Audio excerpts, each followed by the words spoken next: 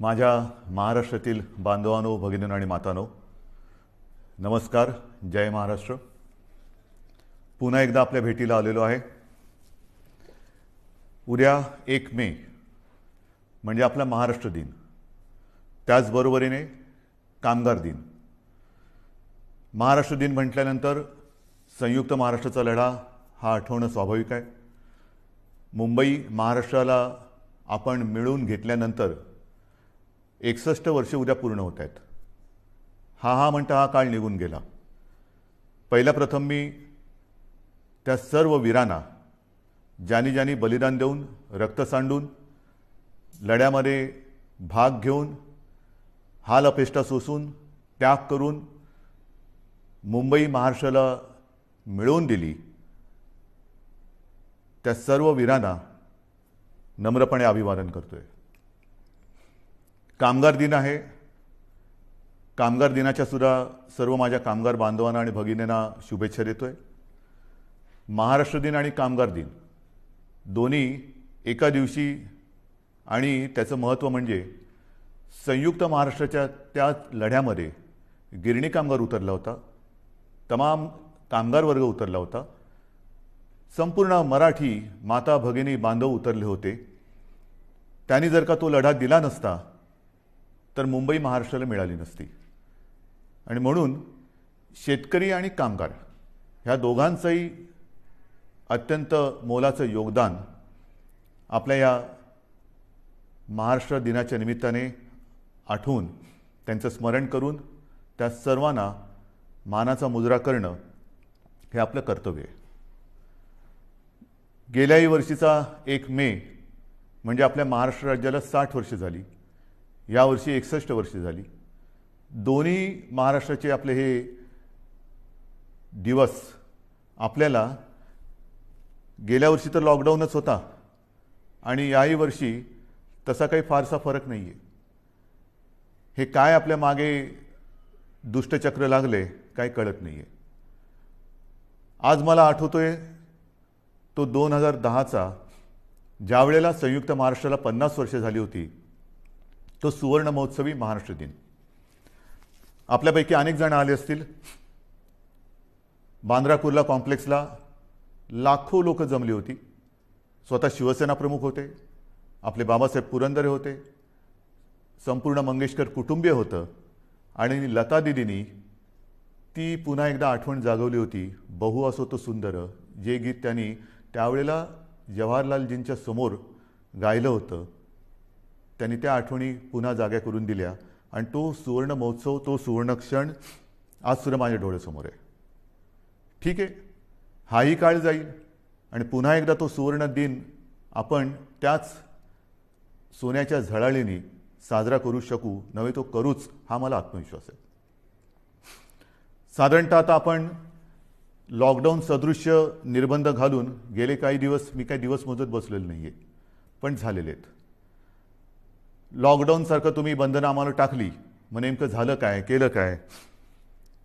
कालच आपल्या माननीय उच्च न्यायालयाने आपल्या ॲडव्होकेट जनरल साहेबांना विचारलेलं आहे की जी काही बंधनं आज लावलेली आहेत त्याहीपेक्षा अधिक कडक, म्हणजे जसं गेल्या वर्षी लावला होता तसा कडक लॉकडाऊन लावण्याची आवश्यकता आहे का, हे तुम्ही सरकारला विचारा.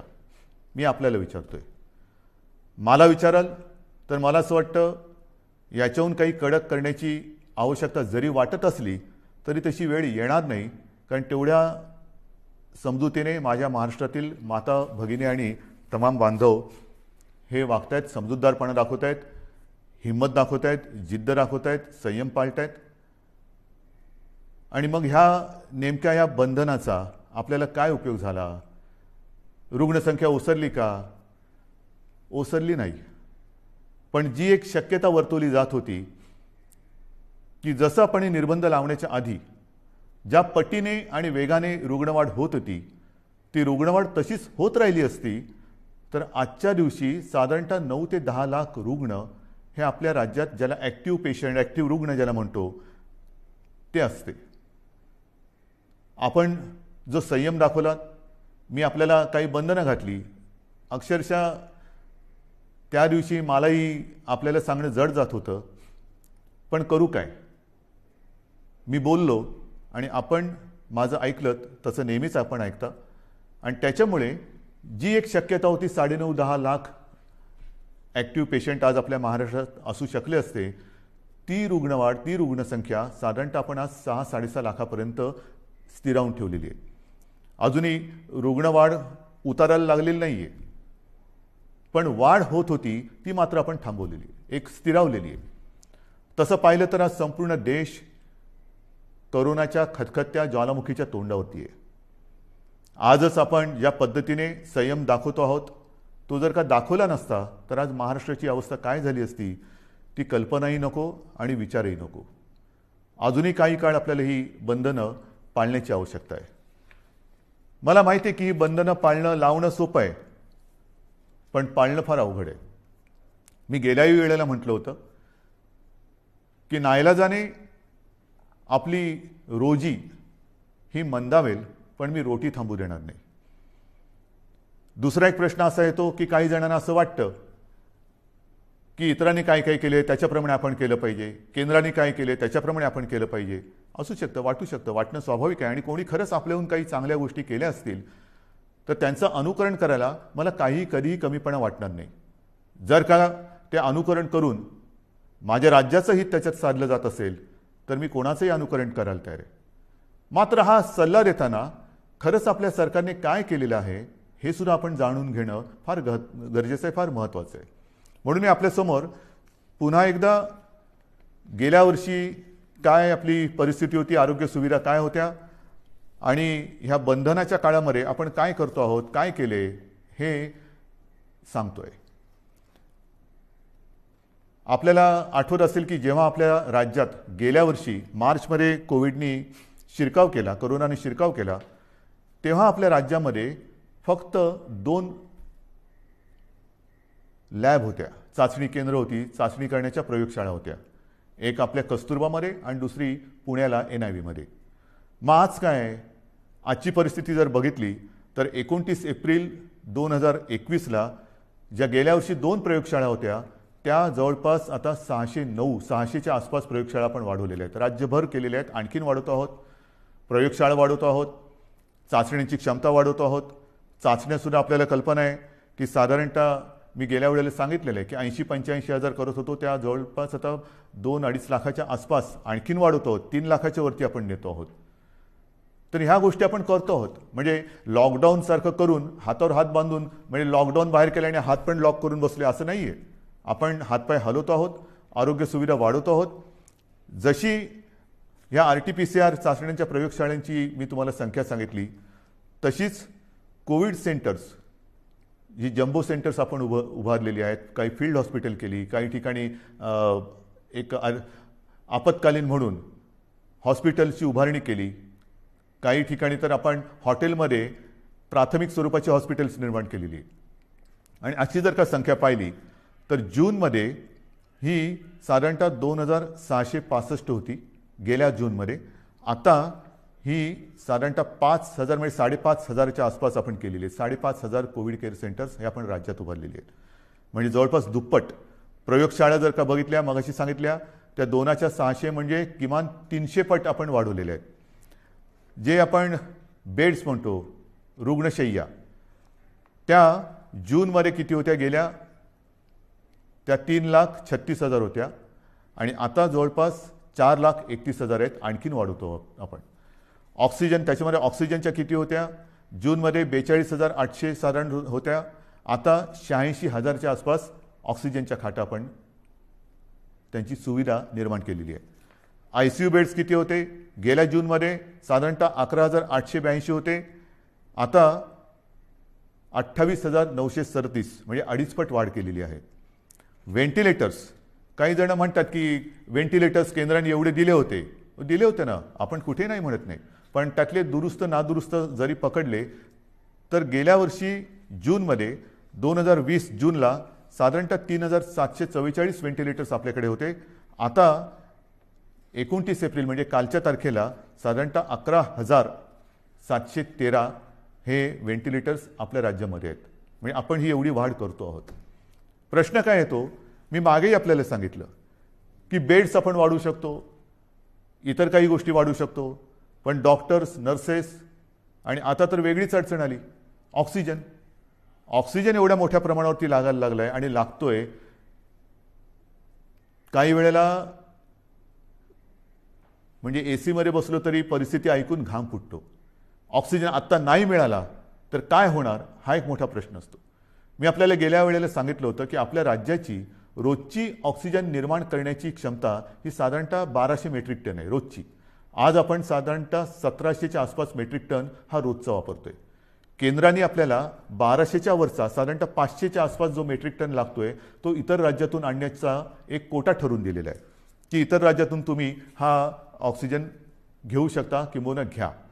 आता त्यातली काही ऑक्सिजन जिथून आणण्याचे प्लांट आहेत ते जवळ आहेत, काही शेकडो किलोमीटरवर आहेत, काही हजारो किलोमीटरवरती आहेत, पण तरी देखील आपण बाहेरून आणणारे ऑक्सिजन, मिळणारा ऑक्सिजन आहे त्या ऑक्सिजनचेही पैसे देतो आणि ऑक्सिजनच्या वाहतुकीसाठी मग ते टँकर असतील, रेल्वे असतील, इतर कोणत्याही गोष्टी असतील त्याचे सुद्धा पैसे वेळेवर देऊन आपल्या राज्यामध्ये आपला प्रयत्न चाललेला आहे. ही फार मोठी विचित्र परिस्थिती आहे की वेळेवर ऑक्सिजन सर्वत्र पुरवणे हा आपला फार मोठा प्रयत्न चालू आहे आणि आपल्या सगळ्यांच्या सहकार्याने किंबहुना आपल्या सगळ्यांचे जे काही आशीर्वाद आहेत त्याच्यामुळे आपण ही परिस्थिती नाही म्हटलं तरी थोडी समतोल राखण्याचा, बॅलन्स करण्याचा प्रयत्न करतो आहे.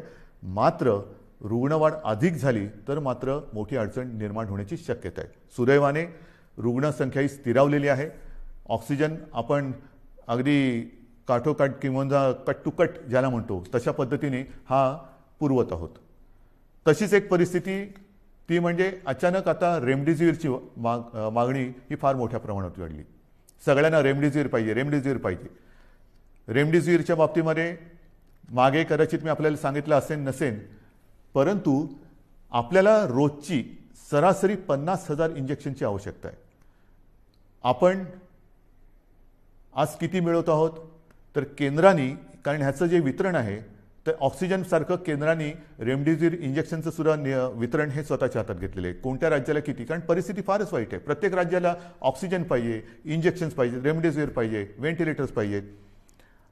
तर आपल्याला साधारणतः सुरुवातीला केंद्राने दर दिवशी 26,700-800च्या आसपास ही इंजेक्शन्स मिळतील अशी व्यवस्था केली होती. आपली मागणी 50,000ची आहे. मग त्याच्यानंतर मी माननीय पंतप्रधानांना विनंती केली आणि त्यांनी ती मान्य केली. त्याच्यानंतर 43,000 दर दिवशी अशी मागणी आपली मागणी मान्य झाली. मागणी म्हणजे आपल्याला 50,000 पाहिजे, पण 43,000ची सोय करण्यात आली. आज साधारणतः 35,000च्या आसपास ही रोजची इंजेक्शन्स आपल्याला मिळत आहेत. त्याचे सुद्धा आपण पैसे देऊन ही इंजेक्शन्स घेतो आहे. मात्र ही इंजेक्शन्स पुरवत असताना एक गोष्ट मात्र मी राज्यातील तमाम जे कोविड केअर सेंटर्स आणि कोविडच्या हॉस्पिटलमध्ये काम करणारे डॉक्टर्स आहेत त्यांनाही सांगतोय आणि रुग्णांनाही सांगतोय, त्यांच्या नातेवाईकांनी सांगतोय की नीट लक्षात घ्या, WHO किंबहुना आपल्या टास्क फोर्सनी आणि केंद्राच्या डॉक्टर्सनी सुद्धा, तज्ज्ञांनी सुद्धा आपल्याला एक सावधानतेचा इशारा दिलेला आहे. तो म्हणजे रेमडेसिवीरचा अनावश्यक अनाठायी वापर करू नका. गरज नसेल तर रेमडेसिवीर वापरू नका, कारण गरज नसताना दिलं आणि जरुरीपेक्षा जास्त दिलं तर औषधाचे दुष्परिणाम सुद्धा होण्याची शक्यता नाकारता येत नाही. आणि म्हणून मी सर्वांना सांगतोय की रेमडेसिवीर द्यायचं की नाही हा जो काही निर्णय आहे तो आपल्यावरती उपचार करणाऱ्या डॉक्टरांना घेऊ द्या. याचा अर्थ असा नाही की आपल्याकडे रेमडेसिवीरचा तुटवडा आहे, अजिबात नाही. तो तर आपण आणतो आहोत. जसजसा साठा आपल्याला पुरवठा वाढतोय तसतसं आपण ते वितरण करतोय. पण अनावश्यक रेमडेसिवीरचा वापर हा आपण करू नये अशी माझी सर्वांना एक नम्र विनंती आहे. या सगळ्या गोष्टी सांगत असताना ऑक्सिजन हा एक विषय आहेच. ऑक्सिजनबद्दल मी आपल्याला सांगितलं की ऑक्सिजन हा आपल्याला किती लागतो, किती मिळतोय. मग तुम्ही विचाराल की हे असं किती दिवस चालणार, आणखीन किती दिवस आपण बाहेरून ऑक्सिजन आणणार.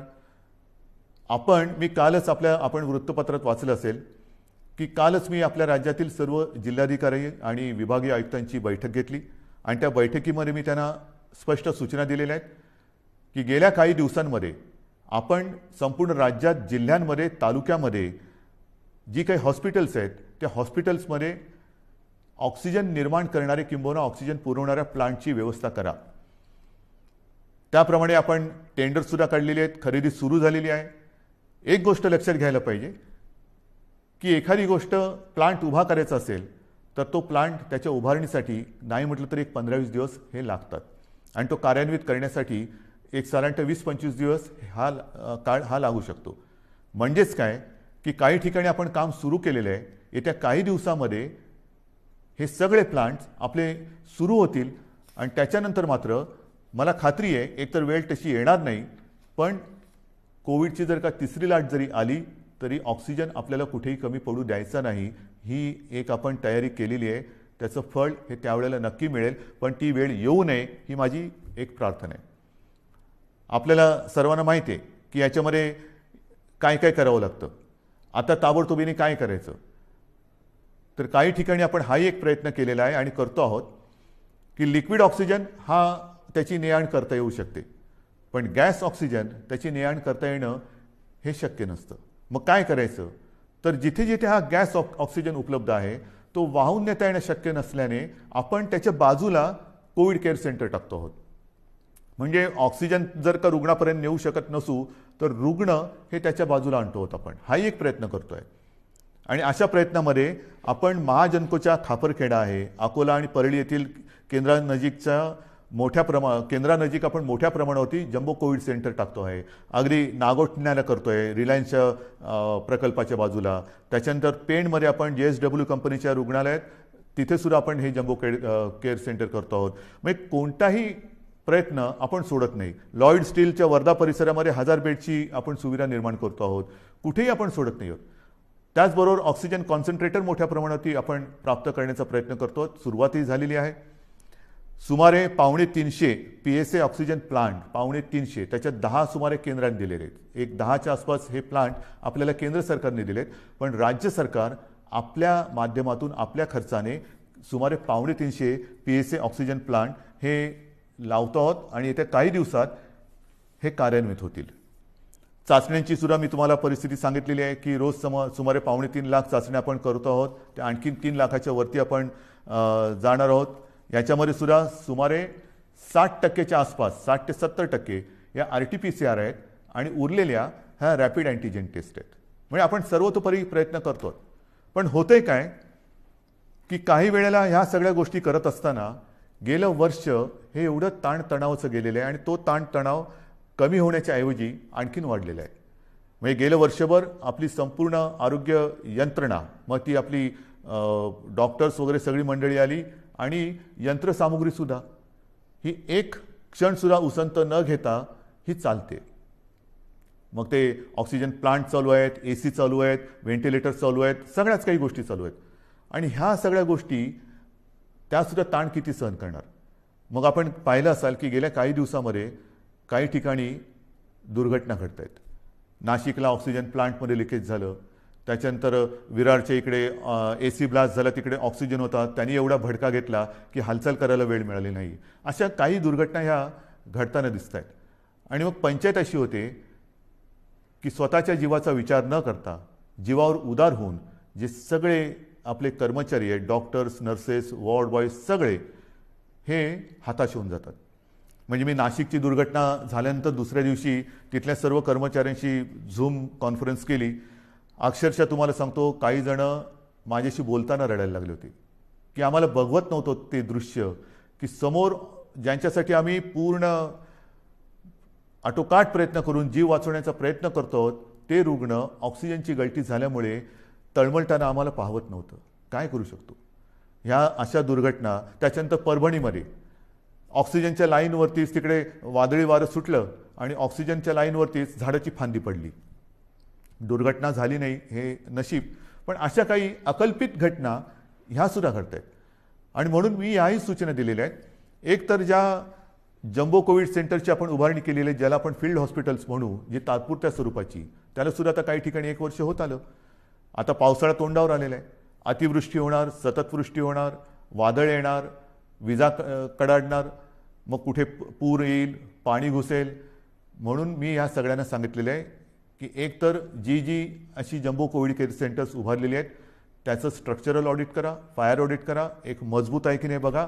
नवीन उभारताना पाणी जाणार नाही, पाणी साचणार नाही, पाणी आतमध्ये येणार नाही, कुठे आग लागणार नाही, ऑक्सिजनची गळती होणार नाही. ज्या ज्या काही गोष्टी घडू शकण्याची एक शक्यता आहे, दुर्घटना ज्याच्यामुळे घडू शकते, ह्या टाळण्याचा आटोकाट प्रयत्न करा. आणि हा आटोकाट प्रयत्न करताना ठीक आहे, ज्याची कामं जो तो करेल, फायर ऑडिट करण्याचं काम तो हा मुक करेल, ह्याचं काम तमुक करेल, पण आता आपल्याला एक कुटुंब म्हणून, एक टीम म्हणून काम करायचं आहे. जरी एखादी गोष्ट आपल्या लक्षात आली काम करताना की इकडे काहीतरी गडबड आहे, इकडे काहीतरी होऊ शकतं, तर तात्काळ आपल्या वरिष्ठांच्या ते लक्षात आणून द्या. की येता जाताना वाटलं की अरे काहीतरी बरोबर नाही आहे, ह्यानी मोठं काहीतरी घडू शकतं. ज्याप्रमाणे भंडाऱ्याला त्या लहान मुलांच्या हॉस्पिटलमध्ये आग लागली, त्यांचं ते उपकरण पेटलं. तर अशा काही गोष्टी जर का आपल्याला वाटल्या तर कृपा करून मी सर्व ह्या क्षेत्रात काम करणाऱ्यांना सांगतोय की आपल्याला कुठे काही वाटलं तर ते ताबडतोब सुधारण्यासाठी आपल्या वरिष्ठांना कळवा. या गोष्टी आपल्याला आता कराव्या लागतील, बघाव्या लागणार आहेत. जसं ही एक व्यवस्था आपण केली, तशीच मी ह्या निर्बंधाची घोषणा करताना आपल्याला मगाशी जे बोललो की रोजी कदाचित मंदावेल पण रोटी थांबू देणार नाही. आणि मग या निर्बंधाच्या काळासाठी आपण सुमारे 5,500 कोटी, सुमारे 5,500 कोटी एवढ्या रकमेचं एक प्रचलित शब्द आहे पॅकेज, एक पॅकेज जाहीर केलं. मग पॅकेज जाहीर केलं, पुढे काय झालं? जाहीर केल्यानंतर तसंच झालं का नुसतं जाहीर केलं आणि थांबलं? नाही आहे, तसं नाही आहे. आपल्याला कल्पना आहे की सुरुवातीला आपण जी शिवभोजन थाळी 10 रुपयात सुरू केली गोरगरिबांचं पोट भरायला, ती या कोविड काळामध्ये गेले वर्षभर 5 रुपयांनी केली होती. आता पुढचे 2 महिने आपण ती मोफत देतो आहोत. आणि मग गेल्या काही दिवसात जेव्हापासून ही मोफतची घोषणा केली त्याच्यानंतर 15 लाखाहून अधिक मी म्हणेन आपल्या नागरिकांना ज्यांचं अन्न किंवा ज्यांचं जेवण ह्या शिवभोजनवरती आहे त्यांना आपण त्याचा नाही म्हटलं तरी एक लाभ देऊ शकलो. किमान 15 लाखाहून अधिक नागरिकांना ह्याचा एक शिवभोजनचा त्यांनी स्वाद घेतलेला आहे. आत्तापर्यंत एकूण जर का बघितलं तर 3,94,00,000 म्हणजे जवळपास 4 कोटी लोकांना ह्याचा लाभ झालेला आहे आत्तापर्यंत पूर्ण वर्षामध्ये. आणि आपल्या राज्यात सुमारे 890 शिवभोजन केंद्र सुरू झालेली आहेत. तसंच संजय गांधी निराधार, श्रावणबाळ, वृद्धापकाळ वेतन, विधवा निवृत्ती वेतन व दिव्यांग निवृत्ती वेतन याच्यात 35 लाख लाभार्थींना एप्रिल व मे या 2 महिन्यांचे प्रति महिना 1,000 प्रमाणे 2 महिन्यांचे अर्थसहाय्य देण्यासाठी आपण 1,428 कोटी निधी वितरित केलेला आहे. 1,428 कोटी. 7 कोटी लाभार्थींना ज्यांना आपण म्हटलं होतं की मोफत गहू आणि तांदूळ, तर 7 कोटी लाभार्थींना मोफत गहू तांदूळ वाटप सुरू झालेलं आहे. त्याच्यात सुमारे 6,240 मेट्रिक टन गहू आणि 4,817 मेट्रिक टन तांदूळ हा आतापर्यंत वितरित केला गेलेला आहे. महाराष्ट्रामध्ये इमारत व इतर बांधकाम कामगार आहेत, त्या कामगार मंडळाच्या स्वतःच्या निधीमधून प्रत्येकी 1,500 रुपये अर्थसहाय्य करण्याची आपण घोषणा केली होती. आत्तापर्यंत 13 लाखापैकी सुमारे 9,17,000 कामगारांच्या खात्यात त्यांच्या पैसे जमा झालेले आहेत. घरेलू कामगारांसाठी कल्याणकारी सहाय्य देण्यासाठी 50 कोटी रुपये निधी वितरित झालेला आहे.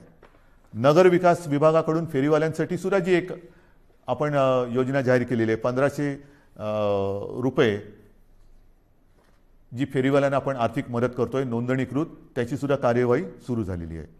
आदिवासी कुटुंबांना साधारणतः 11.5 लाख लाभार्थी आहेत. त्याच्यामध्ये त्यांना प्रति कुटुंब 2,000 हे आपण खावटी चा लाभ जो देण्याची योजना जाहीर केली त्याच्यात सुद्धा कार्यवाही सुरू झालेली आहे. म्हणजे आपण कुठेही गप्प बसलेलो नाही आहोत. ऑक्सिजन करतोय, रेमडेसिवीर मिळवतोय, रुग्णसंख्या लक्षात घेऊन सुविधा वाढवतो आहोत. जी मदत केलेली जाहीर त्याची सुद्धा आपण अंमलबजावणी करतो.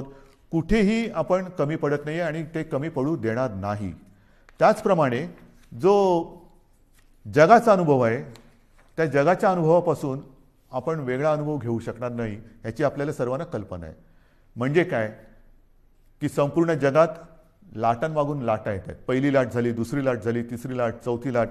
किती लाटा येणार, आपल्यावरती किती प्रयत्न आपण कसोशीने करतोय त्याच्यावरती ते अवलंबून राहणार आहे. पहिली लाट येऊन गेली, दुसरी लाट ही आत्ता आपण अनुभवतो आहोत.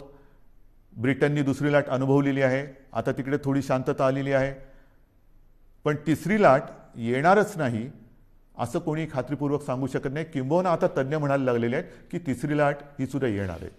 मग आत्तापासून आपण तिसऱ्या लाटेच्याही संकटाला तोंड देण्याची तयारी ही सुरू केलेली आहे. हे आता आपण ऑक्सिजन वगैरे जे काही वाढवत आहोत त्याला कदाचित आणखीन 8-15 दिवस लागतील, पण तिसरी लाट आली तरी देखील त्याचे एवढे घातक आणि गंभीर परिणाम महाराष्ट्रावरती होऊ द्यायचे नाहीत या निश्चयाने आपलं सरकार आता कंबर कसून मैदानात उतरलेलं आहे. तसं ते उतरलेलं होतंच, पण झालं काय की दुसरी लाट येण्याची अपेक्षा होती, साधारणतः ती येईल अशी एक अपेक्षा होती, पण एवढ्या मोठ्या प्रमाणावरती येईल अशी कोणाचीच अपेक्षा नव्हती. देशात कोणाचीच तशी तयारी नव्हती आणि ती आली.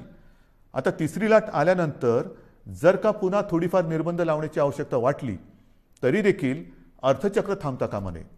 म्हणून आपल्याला कल्पना आहे, मी गेल्या महिन्यात एकदा दोनदा आपल्या राज्यातील प्रमुख उद्योजकांशी बोललेलो आहे, सर्व कामगार संघटनांच्या युनियन लीडर्स बरोबर बोललेलो आहे आणि त्यांना सुद्धा तिसऱ्या लाटेची तयारी करताना काय काय तयारी मला त्यांच्याकडनं अपेक्षित आहे किंवा त्यांनी काय करायला पाहिजे ह्याची मी त्यांना कल्पना दिलेली आहे. म्हणजे आपण सर्व थरावरती सर्व पातळीवरती प्रयत्न करतो आहोत आणि मला खात्री आहे की ही तिसरी लाट आपल्या सगळ्यांच्या सहकार्याने आपण थोपवल्याशिवाय राहणार नाही. आपल्यावरती सुरुवातीला काही जणांनी टीका केली की महाराष्ट्र काय करतोय, महाराष्ट्रामध्ये रुग्णसंख्या बघा कशी वाढते, लॉकडाऊन लावू नका, आम्ही आता सहन करणार नाही. पण आता जर का आपण तो लॉकडाऊन सारखी परिस्थिती, हे निर्बंध लावले नसते तर काय परिस्थिती झाली असती हे देशातलं इतर चित्र बघितलं तर लक्षात येतं. आपल्यानंतर आजूबाजूच्या राज्यांनी सुद्धा लॉकडाऊन लावलेले आहेत. थोडक्यामध्ये काय की हा व्हायरस आहे आणि हा व्हायरस त्याचं मार्गक्रमण हा त्याच्या पद्धतीने करतोय, ते काही आपल्या हातामध्ये नाहीये. आता हे सगळं सांगून झाल्यानंतर एक महत्त्वाचा मुद्दा आहे, तो म्हणजे लसीकरण. गेल्या साधारणतः जानेवारीपासून लसीकरणाला आपल्या देशात सुरुवात झाली. आज लसीकरणाची परिस्थिती काय आहे तर सुमारे 1,58,00,000 नागरिकांचे लसीकरण आपण पूर्ण केलेले आहे. म्हणजे कदाचित आपण देशामध्ये लसीकरणाच्या बाबत नंबर 1चं राज्य आहोत. चाचण्यांच्या बाबतीत सुद्धा कदाचित आपण नंबर 1चं राज्य असू. आरोग्य सुविधांच्या बाबतीत सुद्धा कदाचित आपण देशात नंबर 1चं राज्य असू. पण दुर्दैवाने त्याचबरोबरीने रुग्णवाढीमध्ये सुद्धा आपण फार पुढे आहोत. आणि मग ही परिस्थिती लक्षात घेतल्यानंतर आपण जे काय आता ठरवलेलं आहे, कारण आपल्या 2 विनंत्या माननीय पंतप्रधानांनी मान्य केल्या. एक म्हणजे सुरुवातीला मी विनंती केली होती की 45 वयापर्यंत, म्हणजे वयाच्या नंतर वरून सुरू केली ज्येष्ठ नागरिक म्हणून, तर आधी ज्येष्ठ नागरिक म्हणजे 60, 55, 50, तर मी म्हटलं तर 45 आणि अधिक, म्हणजे ही जी काय वयोमर्यादा आहे ती 45 पर्यंत तुम्ही खाली आणा. तशी त्यांनी ती आणली. त्याच्यानंतर मी विनंती केली होती की 25च्या वरील सर्वांना लस देण्याची आम्हाला अनुमती द्या. ती तर त्यांनी 18 पासून सुरू केली. त्याच्याबद्दल मी माननीय पंतप्रधानांचे धन्यवाद मानलेलेच आहे, त्यांना त्यांचे आभार मानलेले आहेत, धन्यवाद दिलेले आहेत. आता 1 मे पासून 18 ते 44 या वयोगटातील नागरिकांची लसीकरणाची जबाबदारी केंद्र सरकारने आपल्यावर टाकलेली आहे आणि आपण ती समर्थपणाने पेललेली आहे.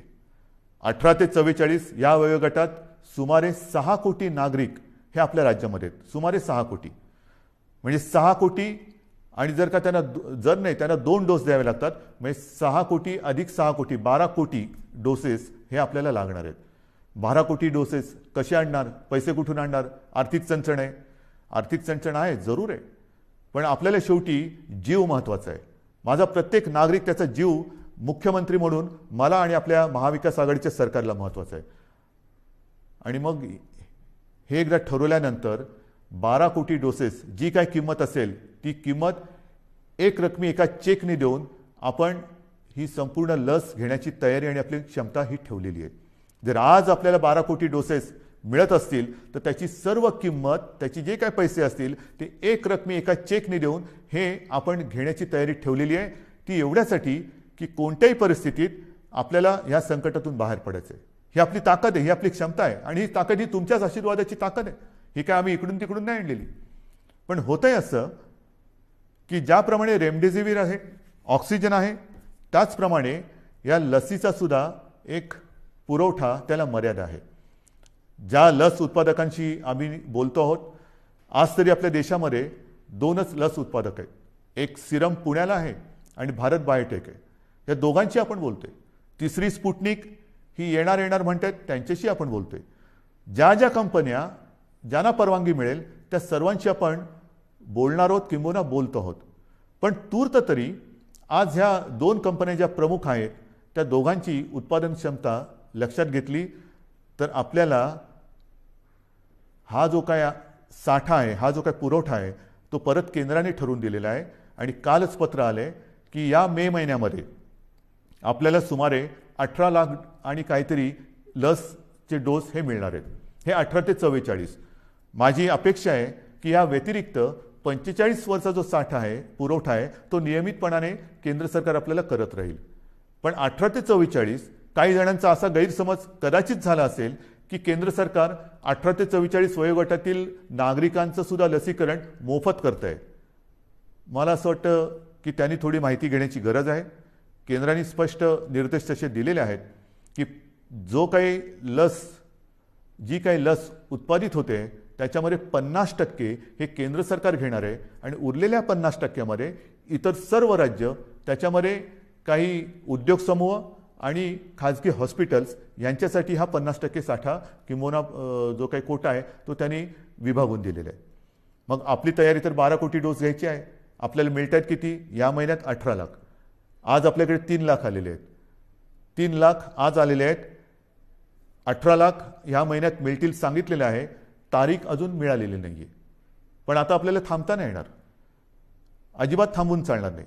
कारण या संकटातून बाहेर पडायचं असेल तर ज्याप्रमाणे ब्रिटनने केलं, त्यांनी त्यांच्या लोकसंख्येतला एक मोठा टक्का हा लसीचा पहिला डोस देऊन सुरक्षित केलेला आहे.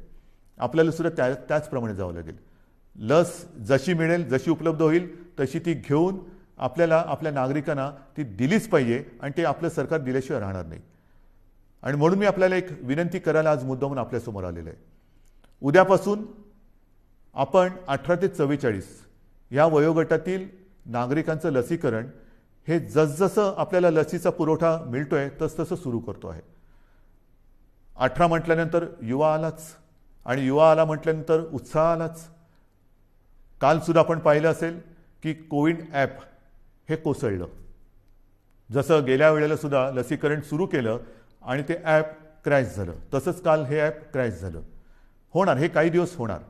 जोपर्यंत हे मार्गी लागत नाही तोपर्यंत ह्या थोड्या गोष्टी होणार आणि त्या होऊ नयेत म्हणून आज मी पुन्हा एकदा माननीय पंतप्रधानांना विनंती केलेली आहे, पत्र पाठवलेलं आहे की एक तर आपण केंद्र म्हणून प्रत्येक राज्यासाठी एक वेगळं ॲप तयार करून ते आपल्या मुख्य ॲपला जोडा किंवा सर्व राज्यांना त्यांची ॲप तयार करण्याची परवानगी द्या की प्रत्येक राज्य आपला ॲप तयार करेल आणि ती ॲप आपल्या मुख्य ॲपबरोबर जोडली जातील.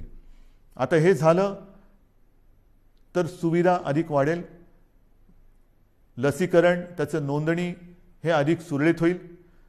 परंतु हे जोपर्यंत होत नाही तोपर्यंत आज जसं आपण संयम दाखवत आहात तसाच संयम हा उद्यापासून आपल्याला दाखवावा लागेल. ॲपवरती नोंदणी करून ज्यांचं लसीकरण जिथे जिथे असेल त्यांना त्याच्याप्रमाणे माहिती मिळेल की कुठे आपण जायचं आहे, कधी जायचं आहे हे आपल्याला त्या ॲपवरनं कळेल आणि त्याचप्रमाणे आपण त्या केंद्रावरती जा. महत्त्वाची सूचना आहे ही. ह्याचं कारण असं की आपण फोटो बघतो आहोत. लसीचा पुरवठा फार मर्यादित आहे. लस उत्पादन हे आज मर्यादित क्षमतेमध्ये होत आहे. साधारणतः जून जुलैपासून ही क्षमता वाढेल अशी आपल्याला माहिती मिळालेली आहे आणि तोपर्यंत लसीकरण केंद्रावरती गर्दी करणं ही हितावह नाही आहे.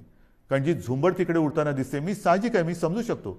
आपल्याला सर्वांनाच बंधनाचा नाही म्हटलं तरी उभं आलेलं आहे, कंटाळा आलेला आहे आणि ज्या बातम्या आपण पाहतो आहोत, बघतो आहोत, त्या बघितल्यानंतर मन सुन्न होऊन जातं, विषण्ण होऊन जातं की काय चाललेलं आहे, कसं करायचं, काय म्हणजे नाही म्हटलं तरी या कोविडची दहशत आहे. तर त्या दहशतीतून बाहेर पडण्यासाठी, भीतीतून बाहेर पडण्यासाठी लसीकरण केंद्रावरती गर्दी करून काही होणार नाही. आपल्याकडे लसीचा साठा ज्याप्रमाणे येतोय त्याचप्रमाणे तो दिला जाणार आहे. एक लक्षात घ्या, उद्यापासून 18 ते 44 या वयोगटातील नागरिकांचं लसीकरण जे सुरू होते उद्या पहिली लस दिली जाणार आहे, शेवटची नाही. माझं वचन आहे जे मी तुम्हाला सांगितलेलं आहे की हे आपलं सरकार आहे. 18 ते 44 वयोगटातील नागरिकांची जबाबदारी जी लसीकरणाची केंद्राने राज्यावरती दिलेली आहे ती पूर्णपणे पेलायला आपलं सरकार समर्थ आहे. त्याची तयारी ही आपण पूर्ण केलेली आहे. 18 ते 44 आणि त्याच्यानंतर केंद्राकडून जो काही पुरवठा येतो 45 आणि अधिक ह्या दोन्ही म्हणजे तमाम सर्व वयोगटातील 18 पासून पुढे नागरिकांच्या लसीकरणाची सोय हे आपण करतो आहोत. सुरुवातीला थोडीशी एक ती शिस्त येईपर्यंत आपल्याला वाटेल की गोंधळ उडतोय, पण तो गोंधळ उडू नये म्हणून कुठेही गर्दी करू नका. काही ठिकाणी मला तर आता अशी भीती वाटायला लागलेली आहे की ही लसीकरण केंद्र सुद्धा लसीकरण केंद्राच्या ऐवजी कोविड प्रसारक मंडळ होतात की काय. तर तसं कृपा करून करू नका. कारण आपण इतरांना सर्वांना शिस्त लावतोय की हे बाजारपेठामध्ये शिस्त पाहिजे, इकडे शिस्त पाहिजे, तिकडे शिस्त पाहिजे, आणि मग जिथे लसीकरण करतोय तिकडेच जर का शिस्त नसेल तर सगळं मुसळ केरामध्ये जाईल. म्हणून मी हात जोडून आपल्याला नम्र विनंती करतोय की उद्यापासून जसजशी आपल्याला ही लस उपलब्ध होत जाईल तसतशी आपण ही संख्या वाढवत जाणार आहोत. तूर्त आज आपल्याकडे 3 लाख लसी आलेल्या आहेत 18 ते 44 वयोगटातील नागरिकांसाठी. त्याचं वितरण हे साधारणतः रुग्णसंख्या आणि लोकसंख्येच्या प्रमाणात केलं गेलेलं आहे. 3 लाख लसी हे फार म्हटलं तर त्रुटकच आहे, कारण काल परवाकडेच आपण 5 लाख डोस एका दिवसात दिलेले आहेत. 5 लाख डोस एका दिवसात. आपली क्षमता ही आपण 10 लाखापर्यंत पण नेऊ शकू. जर का आपल्याला 1.5-2 कोटी किंबहुना त्याहून अधिक डोस जर का मिळत गेले महिन्याचे तर आपण दिवस रात्र मेहनत करू आणि लवकरात लवकर महाराष्ट्र या संकटातून बाहेर काढू. ही झाली आपली क्षमता, पण मर्यादा ही येणाऱ्या पुरवठ्यावरती अवलंबून आहे. आणि म्हणून मला असं वाटतं कुठेही गोंधळ गडबड करू नका, घाई करू नका. आपल्याला सर्वांना म्हणजे 18 पासून सर्व या सगळ्यांचं लसीकरण हे सरकार करणार आहे. पुन्हा एकदा सांगतो, कोणाचाही गैरसमज होण्याची आवश्यकता नाही. 18 ते 44 वयोगटातील सुमारे 6 कोटी नागरिकांच्या लसीकरणासाठी जे 12 कोटी डोस आपल्याला आवश्यक आहेत ते एक रकमी चेकने खरेदी करण्याची तयारी आपल्या सरकारची आहे. मी आपल्या माध्यमातून आपल्या साक्षीने आपल्याकरता केंद्राला पुन्हा एकदा विनंती करतो आहे की आमची तयारी पूर्ण आहे. कृपा करून आपण यामध्ये लक्ष घालून आम्हाला लवकरात लवकर जास्तीत जास्त लसचा पुरवठा उपलब्ध करून दिलात, लसचा साठा उपलब्ध करून दिलात तर महाराष्ट्र हे नेहमी चांगल्या बाबतीमध्ये नंबर 1 वर राहिलेलं आहे. लसीकरणामध्ये सुद्धा आज सुद्धा नंबर 1 वर आहे. लवकरात लवकर आम्ही ह्या कोविडच्या संकटावरती मात करून दाखवल्याशिवाय राहणार नाही, हा आत्मविश्वास मला आहे. आणि म्हणून बांधवांनो, भगिनींनो आणि मातांनो, जे सहकार्य आजपर्यंत आपण मला केलं, ज्या माझ्या शब्दावरती आपण विश्वास ठेवला, मध्ये आपल्याला काही जणांनी भडकवण्याचा प्रयत्न केला, मला त्याच्याबद्दल काही म्हणायचं नाही आहे.